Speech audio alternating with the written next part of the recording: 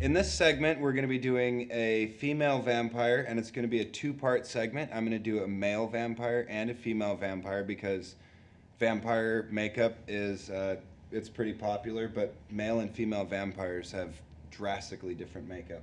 So, what I'm going to start with is a base coat of white, just your regular white grease paint.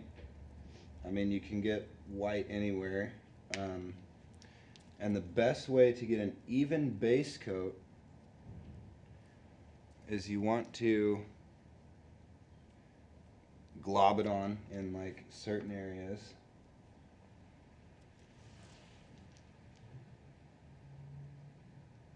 And then you'll just spread it out when it's all on there. And this stuff can even be applied with the fingers. If you're in a jam and you don't have a makeup sponge, it can be applied with the fingers, and you avoid those little brush strokes, but you can go over those again with a motion more like this to get it, get rid of those brush strokes altogether. Part of the reason female and male vampire makeup is so drastically different is because it's really all about highlighting the bony features and the structure, like the bone structure in male and females is so drastically different in their faces. It's the highlighting is it's similar, but it's a lot different.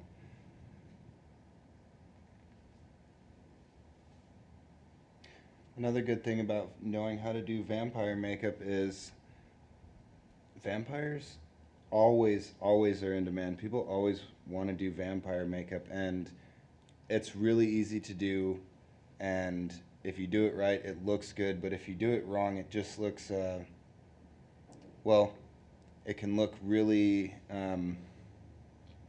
cheesy, and vampires, they deserve a little bit more respect than that. I feel they've been around for a while.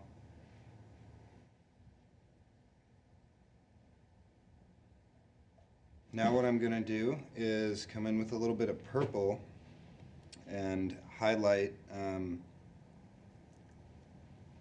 some of her more sunken in areas, like the collarbones.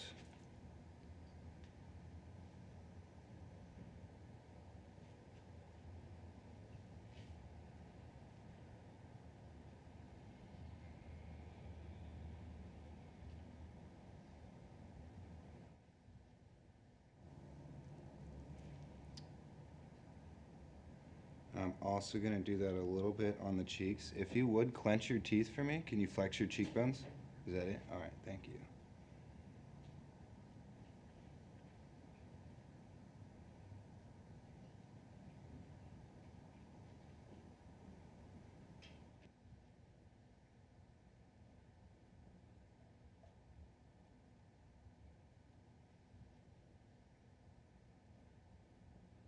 Now I'm going to come in here, grab my injury stack, wound tower, whatever you want to call it, and this purple is just not quite as deep, and I don't want her eyes to look deep, or just a little bit of purple around the eyes. I do it justice. And again, this is only half of the female vampire makeup because they've got to be.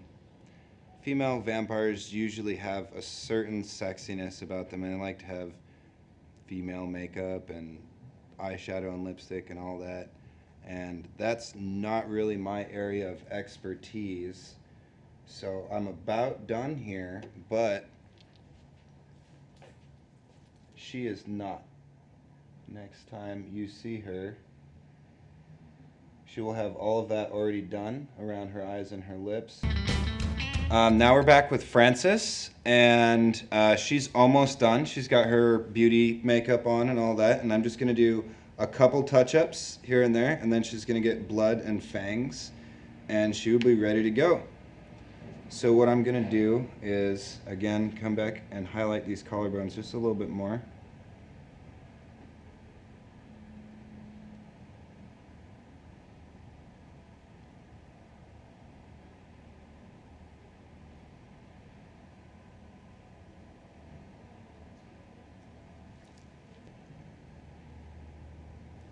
looks like we're ready for fangs. And fangs can be tricky because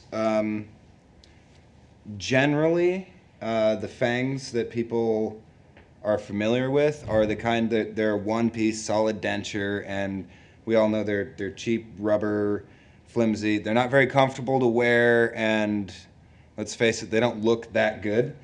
And if you want to impress somebody, you know, you want to have nice fangs, and um, it's getting really more common to find designer fangs in a nice coffin. They retail for about 20 bucks, and I can definitely say that it's worth the money to get yourself a pair for adults anyway. I wouldn't necessarily recommend them for kids. They do make them in kid sizes, but they're a little bit harder to find.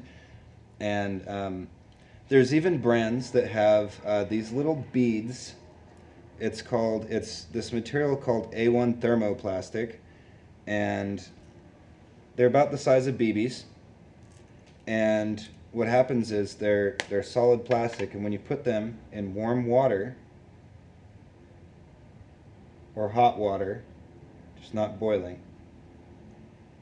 it softens the plastic, and it turns into almost like a hot glue, like malleable sort of thing, and you roll that up and you put it inside a tooth,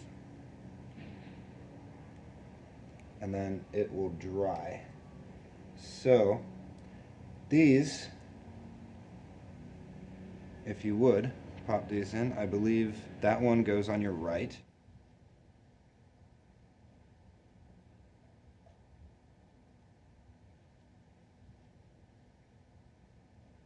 Now once the fangs are in, we don't want to get too gory with the blood on this one, so I'm just going to paint just a little bit and just put just a little bit on here because we really don't want to be too gory. So if you want to look this way just a little bit, thank you.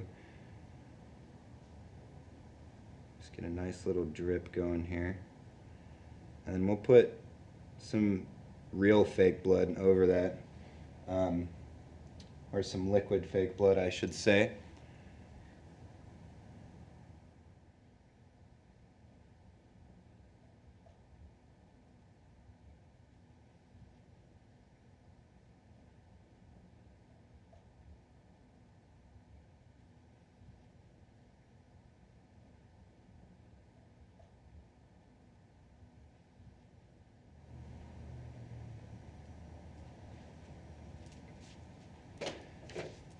And there we go. We're all done. Now we have a female vampire.